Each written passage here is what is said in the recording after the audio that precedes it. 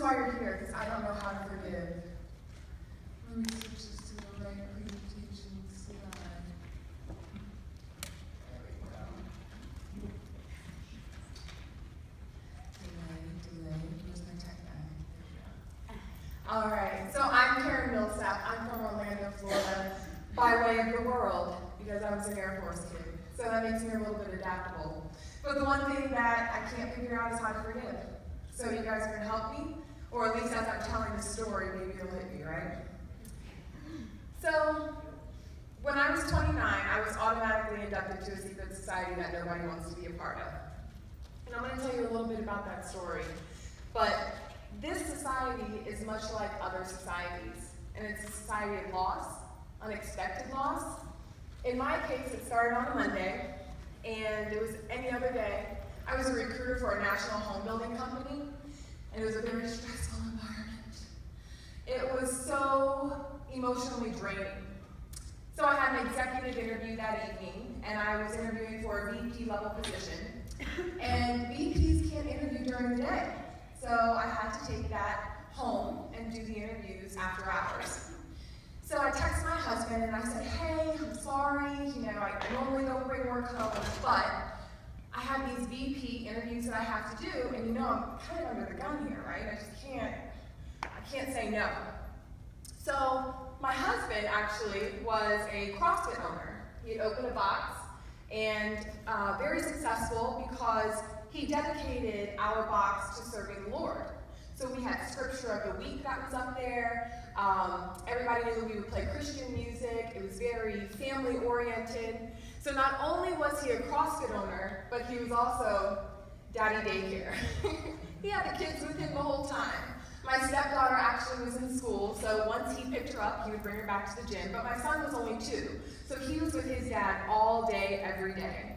And if anybody knew anything about my husband, it was that he absolutely loved his kids, and they went with him everywhere. So when I texted him, I said, hey, do you want me to come by and pick up the kids, or do you want them to stay with you? He said, oh, come by and pick them up because they miss you. They want to spend some time with you. So I said, okay. Now, my stepdaughter, we had full time, but he had coordinated with her mom that she would spend some time and he would pick her up on the way home after closing the gym that evening. So I went, I dropped her off, and I got back to the house, got plugged in, and started working, started doing my interviews. So my 2-year-old is he still is. He's kind of like an old soul. I don't know where he gets it from. Maybe from me, I'd like to say that. But he, was sitting down doing his own thing. I'm on my house phone, and then my cell phone is vibrating. Now, because I'm on the interview, I obviously can't pick it up, but it's going crazy. So I look at it, and I see that it's somebody from the gym calling. So I think to myself, well, why would she be calling so much? Richard must have fallen off the rig. So if anybody knows CrossFit, there are these tall rigs that he'll do pull-ups from and all sorts of crazy stuff. My husband's a daredevil. So I thought maybe he hit his head. Maybe he broke his hand. Well, when I pick up the phone, I have to mute the candidate and say to her, hey, I'm on a call, and all I hear is screaming from her, from people that were in the background, and the only word that I can make out was shot. My body immediately started to convulse. I have to get back on the phone with the candidate to say, thank you for your time. We'll be in touch in the next couple of days in the most calm voice that I can. I hang up with him. I pick up my son and I start to bounce him because I don't want him to feel what's happening to my body. And I really don't know what's going on. So literally it's just kind of a crazy house within this little 6-foot body. So I take my son over to my neighbor. I said, I don't know what happened. I need for you to just take him for right now. I'm going 150 down the highway. I get to the traffic light right where the gym is, and I think to myself, why am I not on my way to the hospital? So I pull up, and as soon as I get there, and it doesn't take me long to get there, I see police, I see media, I see strangers, I see some friends, but it was a madhouse. I'm gonna be honest, I don't remember much about that night. I don't know what happened to my brain, but I just remember little here and there, a couple of things. What I do remember is sitting behind a bush, rocking, saying, this can't be real. This can't be real. This is not my life. This has not happened. I didn't know what was going on, what to expect. But there were a couple of things that happened that night that I do remember. Not all the details, but I do remember that my husband's death was a ripple effect for other losses, and many losses. And then what happened was, as I was looking and trying to think through each of those losses that occurred, there was a common theme. And the theme was forgiveness. Pause for a quick second to be very honest with you. When I met Ashley a couple months ago, we connected, we were in a really great place, and then she told me about this conference. I was like, oh my gosh, that sounds amazing. Who wouldn't want to be there? I'm there, no problem. She said, will you speak? Yes, I would love to speak.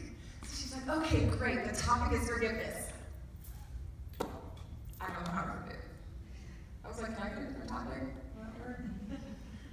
No, the topic is forgiveness. So don't you know I went into my prayer closet and I started to say, God, I need you to really show me what to do here because I can't back out now. So me talking to God is nothing new. I told you that I had a lot of losses. I lost my in-laws completely. My daughter, I haven't seen her in 2.5 years now. My job, my car, my house, best friends. When you say everything was turned upside down, everything was turned upside down. And this was not in 1 month or a couple of weeks. This happened over the course of 15 months. Something happened every single time. So, do you know where I was? I was on my floor. Literally, laying on the floor, sobbing. I would be at work. I'd close my door, sobbing. I would be in the car. I couldn't get out because I was crying, because I just kept thinking, when is this going to be enough? Like, when is this going to stop? So, this is me. My friends wanted to be there, but I didn't really know how to describe what I was going through.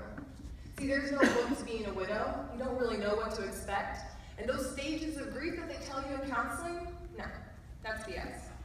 Because it doesn't happen that way. It doesn't happen in that order. And I literally said to my counselor, I feel all of those things in one day. Am I crazy? So the best way I could describe it was, I was drowning. I felt like I couldn't catch my breath because all of these losses continued to happen. Now, something that made me really, really angry during this point, and if anybody knows the stages of grief, they say that you have anger and numbness and all this other stuff, right? Blah, blah, blah, blah. What made me really angry was everybody kept saying, Karen, you're so strong. You are so strong. I don't know how you could do it. Now, you all saw that picture of my husband. He's a pretty good-looking guy, right? So, I'll be honest, everybody knew him everywhere. The Publix, which is our grocery store, the gas station. And that made it really hard to see folks because everywhere I went, even Chipotle, people were praising me for my strength. What they didn't know, what they didn't realize, was this is how I felt. I did not feel strong in any way, shape, or form. As a matter of fact, I really believed when they were saying that to me that they were so disconnected from what was happening with me that they didn't realize that I was just numb. That I was on autopilot for survival because I had a 2-year-old I had to take care of, right? So is he going to lose both of his parents or can I just go through the motions? How long is that going to last? So something happened during this time, and it actually started on the first night. Because I lost my best friend, the person who you have pillow talk with, talk about the good things, the bad things, you know, you'll call and tell them about something funny that happened. But now I don't have that. And I'm living in Florida, and I have no family near me. All my family is up north. So what did I do? I started talking to God. Non-stop. I look like a crazy person. I know people saw me in the car and they're like, who's she talking to? Because I talked to him non-stop. I'm telling you, I would talk to him about everything. What do I wear today? Because I can't figure it out. What do I do for Caleb? Now this started on the first night. And what happened was, we had dedicated our box to the Lord. We were on fire for God. So that first night, I was walking down the street of the gym, and I said, God, how dare you take one of your servants? How dare you take somebody who has changed their life, who is bringing other people to you, and you let this happen? Okay, if you want me to believe in you, then you need to bring somebody back from the dead. You need a burning bush or something over here. You said you're God, make it happen. And I stood there. Okay, nobody's coming back from the dead. That's fine, maybe that's Old Testament. So I need you to be audible to me. You say you speak to us. You say that you hear us. I need to hear from you. And I waited. Nothing. So I finally get back to my house about 2 a.m. And we have a balcony that's off of our master bedroom. And I'm sitting out there and I said, God, I can't believe that I would believe in somebody like you. I can't believe that I would tell others about your goodness and then the most devastating thing would happen to me before I'm 30. And I look over and I saw a shooting star for the first time in my life. So I said, that wasn't you, you can't do it again. And I saw another one. And what I want to remind you, a first tip I want to give you, sometimes we limit God by our own expectations of how we want him to talk to us.